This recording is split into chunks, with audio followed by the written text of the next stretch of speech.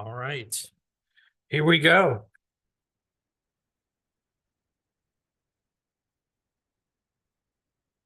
Have you taken this training yet? I took it last month, but I. Zero option hacker? Huh? Was it with me? Did we talk Yes. about like It other is- opportunities? Value squared? No. Okay, Value squared is different. No, this Okay. is zero option cap. So, so what we wanna talk about generally when we get to zero option cap and we're having these conversations.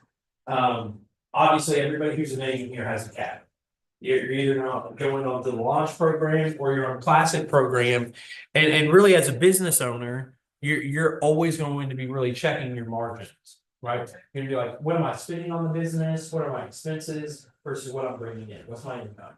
And the whole idea behind this training in this class is that you want to do something to zero out your cap. So let's say you're on the launch program, right? It's a $15,000 cap. Now, it is a cost of sale expense. You're not paying that until you actually close the deal, right? So it's not anything upfront, it's nothing like that. And you can pay it obviously as you go. is that the one where you pay the transaction fees? No, Oh, okay, so, well, look, transaction fee is part of it, but like the split and the cap. Is like, so you, on the launch, it's a 75-25 split okay, and a $15,000 cap, alright? And so you pay 75-25. So you're paying 25% on your deals until you reach that cap of 15, and then you get 100%. Does that make sense? Yeah. Okay, so what we wanna do is we wanna train our agents on what does it look like to zero out your cap? What does it look like to either monthly or on an annual basis, zero that out? Right, and I think the biggest thing is getting purposeful and intentional around it, right? And so we're going to talk a little bit about profit share, but we're also going to talk about some other things that I've seen other agents or do, or something I would do, right? So, four income streams, which one will you be purposeful, right? You've got real estate sales, agent to agent referrals, real estate investing, and profit share, right? You've got opportunity. We were Investor Club yesterday, Tuesday, right? And we talked about what that looked like. We wanted a duplex, we're gonna live in one side, cash flow the other, pay the mortgage down, and then try to do that 2 or 3 more times, right? And so when you look at income streams, you want passive or residual, right? Our profit share system is something that's passive. And so the way that it works is, let's say you go out and you're doing a deal with an agent. You had a great experience, they had a great experience with you, you built a good rapport with that agent on the other side. They were at another company and they started asking you like, Holly, you know, you're at KW, what do you love about it, blah, blah, blah. They're like, I'd like to hear more. Then you're like, okay, I'd love for you to talk to my team leader, you connect them to me, we meet. They join, they name you as sponsor, and then whenever they start producing. When we make profit as a company, you would get a portion of that, and that's how profit share works. When you do that enough with enough agents, you can make $200 to even $2,000 a month. And the profit share system just depends on what that looks like, right? So for me, I probably make about $250 a month, which is great, right? Because that'll pay for date night, that'll pay for, or 2 day nights, that'll pay for a bill or two or a few. It's nice. People like Tara and Donna, who are in this company, they pay their mortgage with their profit share. So like for them, it's like they've been in the business, but they've also been passionate about the company and shared with others like, hey, here's what it looks like to be over here. And so they built up some good profit share, right? So that's what that looks like. And I'll go through with how it works and stuff like that. So let's just talk about why everybody likes passive income, right? Because there's no financial risk, right? It's not like we've got capital involved and it's tied up and it's not liquid and we can't use it, right? You don't have any financial risk. Passive income, generally, if it's truly passive, there's no legal risk. Right? It's not really down to contracts or anything like that. There's no down payment and there's no phone calls. Right? Passive income, truly, and that's where You just got money coming in. It's just like, let's say you got $10,000 in the checking account. And you're like, well, there's no interest accruing on that $10,000 in your checking account. So you're like, all right, I'll keep 2,500 in the checking account because that's kind of my expenses for half the month. And I will put the other $7,500 into a high yield savings account. And then it gets 5%, right, on the year. And then 5% of 7,500 on an annual basis. Well, then your money truly didn't work for you. There was no financial risk, there was no down payment, there's no legal risk, and you didn't have to make any phone calls to get that. So my wife and I, we kind of treat our checking account like a pass through. We don't put a ton of money in it. We put enough to cover really our monthly expenses. And then the bulk of our money we put in a high yield savings account where we invest it, right? We put it into an IRA, we'll put it into a retirement account, we'll put it in high yield savings, but we will put it into other things, right? Not just a checking account that sits. And sometimes you just don't know what you don't know, right? So who benefits? When we talk about profit share, the people who benefit from this is you and your family. So what's cool about profit share is it is a willable asset. So let's say something happens to Tara tomorrow and the profit share that she gets every month, the 2 to 3 grand she gets every month from profit share, she has chosen when she onboarded who that would go to, right? And so it's a willable asset once you're vested. So the people who benefit from profit share are you and your family, the office, right? And then all of the company, right? The national company. Because we profit share across all of our market centers. So let's just say, I'm gonna ask a couple of questions and we'll walk through this. If you had an additional $250 a month, what would you do? Spend it on a trip, probably. Spend it on a trip? Okay, where are we going? Colombia, Panama, there's one. Okay, so you're saving up though. You're gonna stack the 250 Maybe and go towards a nice dinner, probably on the trip. okay. Okay. What if we were making $1,000 extra a month? Just $1,000 of passive income. What are we doing with that? Save some of it, 200 of it, and spend the rest on the Okay. trip. Say 200. Where are we putting that 200? Are we gonna invest the 200 in like stocks, S&P 500, retirement account? Or are we just gonna put it in the high yield check or savings? Probably a high yield, 'cause I don't know much about. some of Okay, this stuff. okay, that's okay. We'll talk about it. You and I, we'll talk about what your options are. Okay, so we got $200 that we're saving. We're gonna take the other $800 and we're planning to travel with it, okay? And are we taking, is our plan to take trips quarterly? Cause now we have $1,000 every month. You've got $4,000 and you back out 200 each, so you've got really $3,200 every quarter. What are we doing with that? Are we taking a trip every quarter or are we? Like every 3 months. Okay, okay. I can get down with that. Based on our conversation this week, I think travel is a big deal for you. Right? Okay. Why Panama? Okay. Yeah, And did you say Colombia? yes. Okay. I'm going to Colombia, but it's a layover. Okay. And your friend that I got to meet at the holiday party from Puerto Rico? Yes, Okay. And were you just recently in Puerto Rico? yeah, back in July. Okay. How was it? I heard it's awesome. Okay. Okay. So well traveled. Where else we going? Puerto Rico 2 weeks, but. Okay. Okay. Okay. It'll be a while before the next trip. I'm gonna focus on real estate. until- Yeah. until Well, look, summertime. here's why we asked, right? When you think about wanting passive income, Right. you've in your mind probably done one of two things. You've already spent it, or you've already invested it. You've already allocated it somewhere where you want it to go, right? And so the reason why I asked that question is, anytime we talk in the investor club, anytime we talk in the context of zeroing out a cap, turning on an income stream, whatever. Like, there's a reason why we want that money or that dollar amount, right? Yeah. So I'm gonna play this video. It's strictly around how profit share works because I'm visual. I think it's important you see this.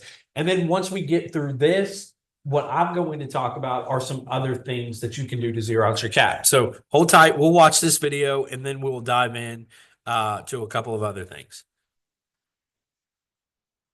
I think this has volume. Maybe not.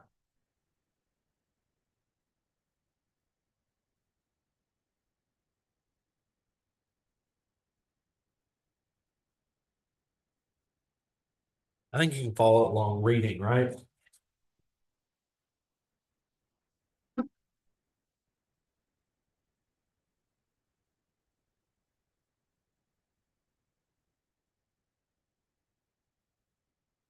I think it needs sound.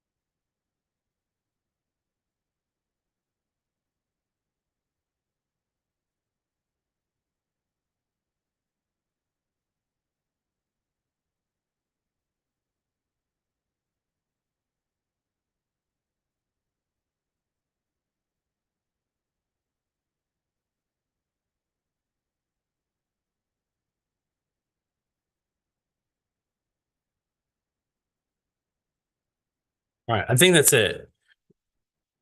Hold tight.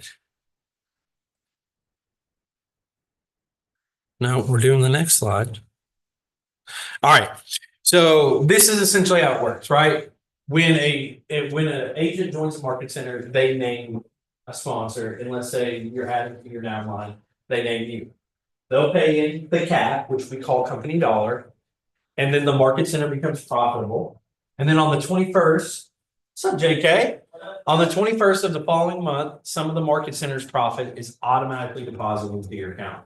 So I can only see on my checking account when my profit share hits because it has a designation that I can read and it always hits on the 21st. So I know on the 21st I get, in addition to getting paid, I get profit share, right? And so that's what's nice. So I think when you signed up, That you got is a rock star outfit. I love it. How are you, lady? Good, how are you? Good. Glad the kids are back in school, right? Yeah. That's why I'm dressed down. I was like, dude, I'm so worn down after like 4 weeks. I'm like, I ain't even dressing up. I'm just going to the office, man.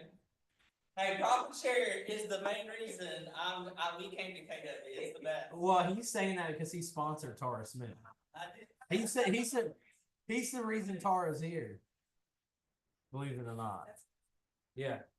So this is vesting. But So it's the legacy that you can build and leave for your kids. Like that's what got my mom in. And she's like, you know, realtors, we don't have retirement unless you physically. hey, You know, since you're here and you weren't here on Tuesday, right. How was the sh- semester class? how was it? This was it? Yeah. No, we had a couple more. Did you? Yeah. I wish I could have been here. What'd you think of it? Hey, we need to tie in Dan. He said he'd come in and speak. Dave Ritchie? Uh-huh. Okay. Cause, you know, Good. he's all about meeting more people, getting Yeah. some business. So Jesse, tell Holly what you've been busy doing when you're not selling real estate. What do you mean, flipping houses? Yeah. So that's what he's in. Yeah. Her goal is to get a duplex. Yeah. Living yeah. on side. That's awesome, yeah. Living So on I've had a side. client that's done that too. I mean, he's out of it now, but still owns it. He was, shoot, how old was he? 22, 23 when he bought it? Yeah, rented one side, and honestly, the rent that he got paid his whole mortgage. Yeah. So all he was paying was utilities on his little half. Ended up moving out, and I mean, I think he's getting enough now on both sides, cause this has been like 10 years ago, so he's probably 32 now, but. And he used the equity built in the duplex to get a down payment on his house. And I think his mortgage is covered, his original, he's still in that same house, his original mortgage is covered by the income he's getting on those two duplexes. It's a great idea, yeah. I wish I'd have done that when I was a Do kid. you all have any rentals or you just been? We put did, in? yeah, we got like 5. Like 5, just no big deal. We don't have a lot, and that's why I've been talking to Dan about coming in here, because, dude, once you get to like 5, or he says he sees it at like 7. It's almost a full-time job, man, dealing with these freaking renters, and I've got some good ones.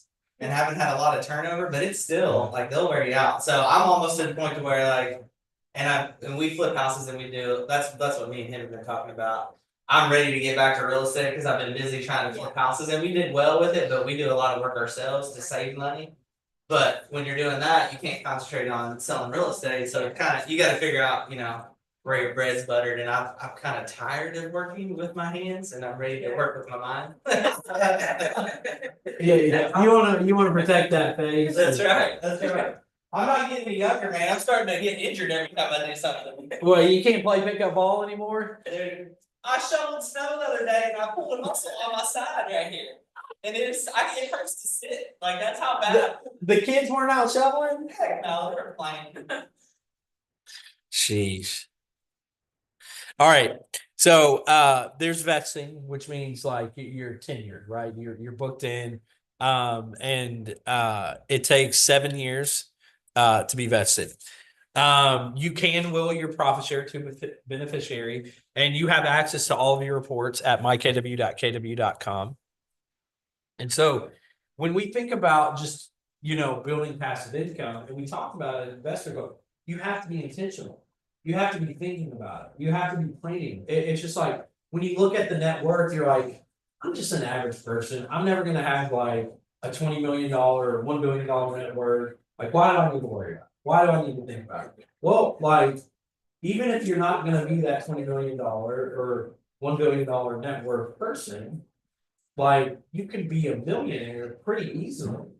And when you think about it, it's like, for me personally, just growing up, I had a mom who was a stay-at-home mom. My dad was in the military, and I never wanted for anything. I never needed anything. I always had everything I needed.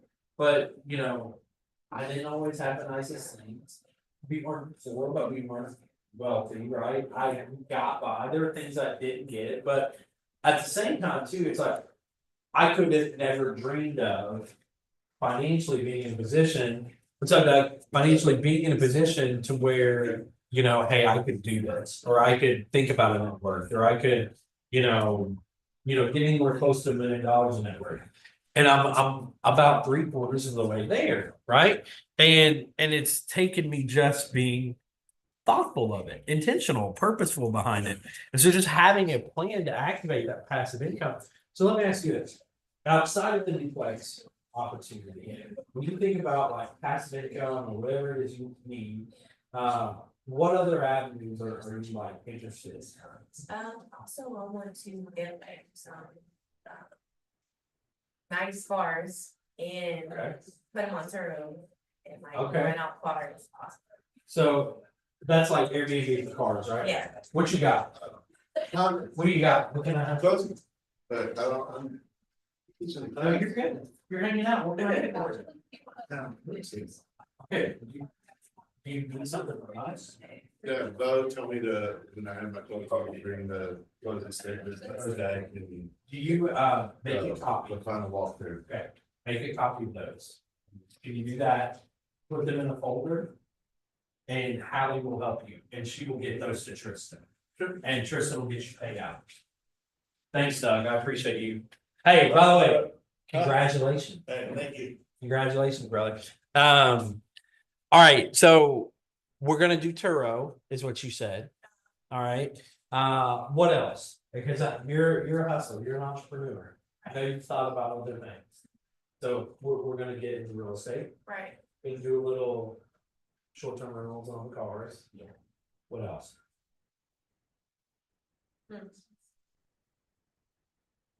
I do want to figure out how to do the stocks and stuff too. Okay, so we're going to think more about.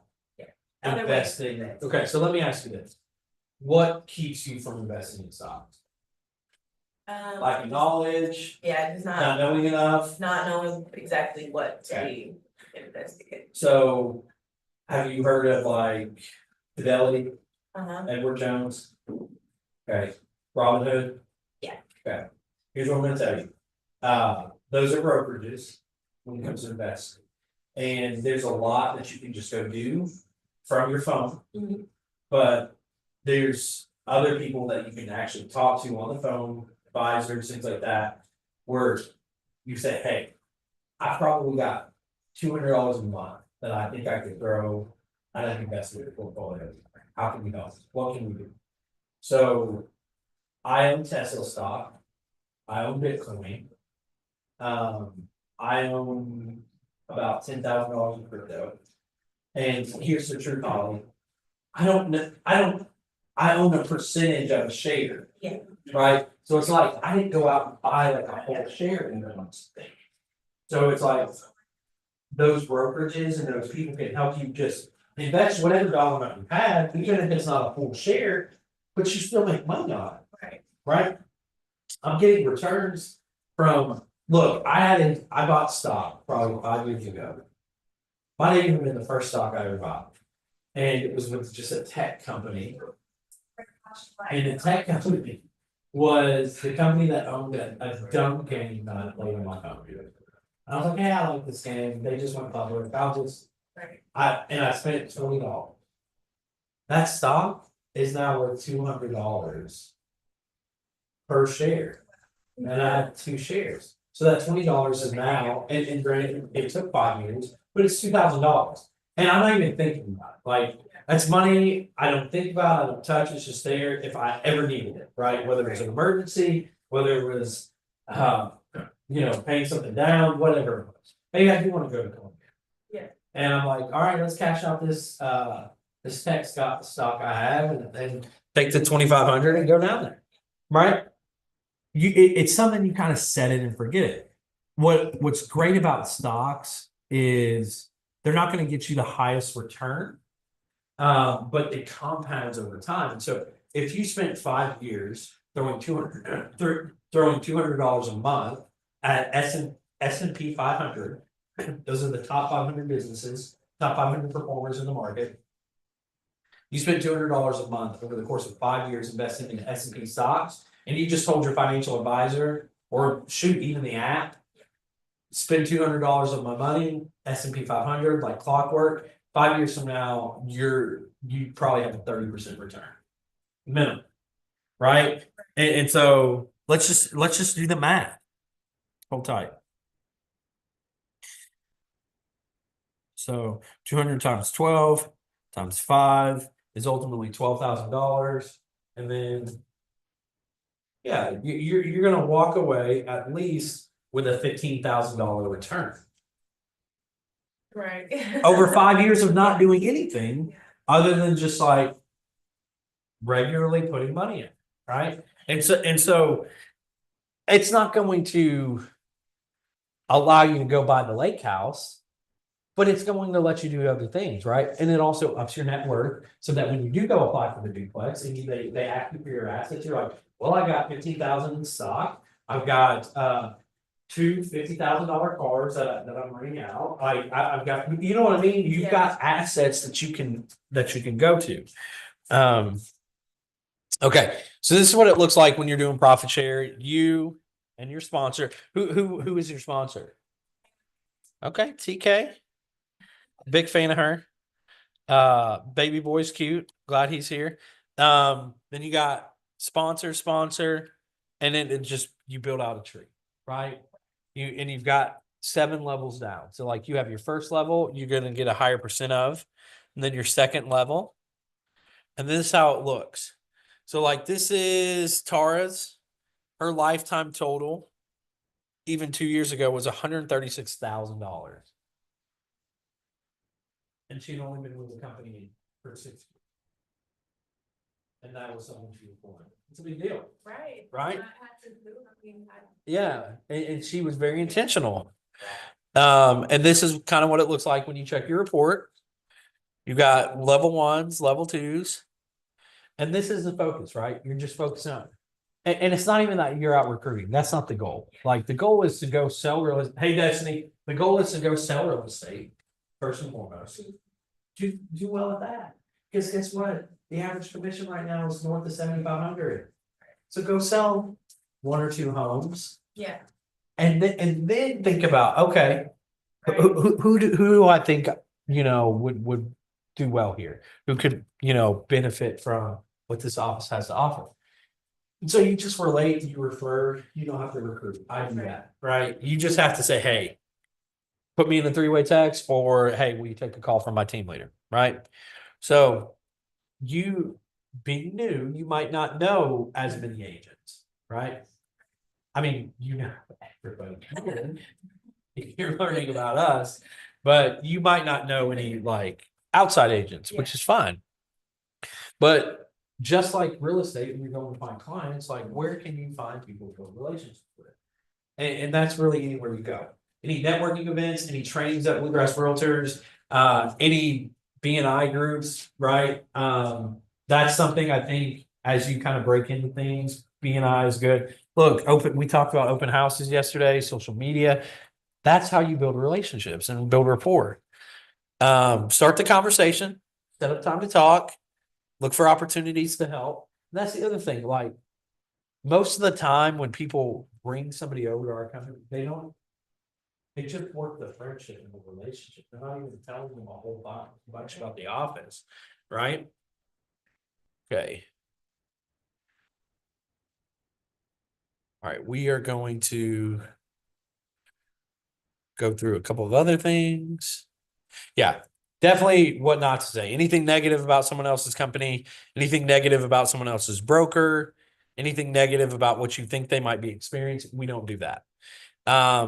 You're going to get all kinds of objections from people. Yeah, I don't want to be recruited, and that's not your goal anyways. You're still building a relationship. I do like this one, right? When you refer them to me, for example, like, hey, I love doing transactions with you. You're awesome.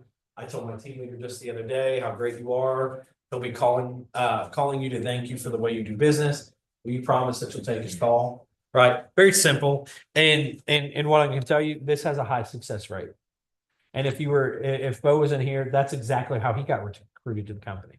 Right. Like there was an older lady who was crushing it. She'd been in the business a long time. She was in a nice little sports sedan, lit a cigarette and said, "Oh, I need you to take my team leader's call." And he looked at her and said, "Okay." And he took the call and now he's here, right? So, sometimes it's that simple, right? And so how does your team leader prefer to receive referrals? Well, I'm glad you asked. That three-way text is probably best, right? And if you want to use that script, like, hey, you're a great co-op. My team leader is going to call. He calls all the co-ops. Please take his call. That's a good one too, right? We do have referral links. This one over here on the left is ours, right? And it's a good one. I can show you how to do that. And here's the other thing. This might sound crazy. So these two right here, Prez and Linda McKissick, they are our regional owners. They take home about $1 million in profit sharing fee. It's absurd. And that's truly passive. $1 million in profit share every year. And they wrote the book on it, right? She says because they just own. Well, it's not even that because they own the region that we're in, it's they have grown the company. So it's part of it, but they've grown the company. Linda, I think, has 30 people. She only has 30 people in her first line, but it's compounded. It's gone 7 levels deep. And now, they're making over $1 million a year in profit share. It's wild. Okay. So we are going to talk real quick. Here's my thought. We're in January. What would be a good goal for you this year to just say, here's how many people I'd want to bring into the company and sponsor? What do you think a good number for you is? 5. 5 is a good number, right? Generally, getting to 15 as quick as you can, that's when it turns on, right? And so getting to 5. And so since you're new, I just want you to be thinking about as you do things and meet new people, okay, they would be a good fit. I'd love to have them over here, things like that, right? people like reach out to me like, oh, like, how did you do your classes, or like, Yeah. who are you with, or like, I had somebody, ask me last week, and I was like,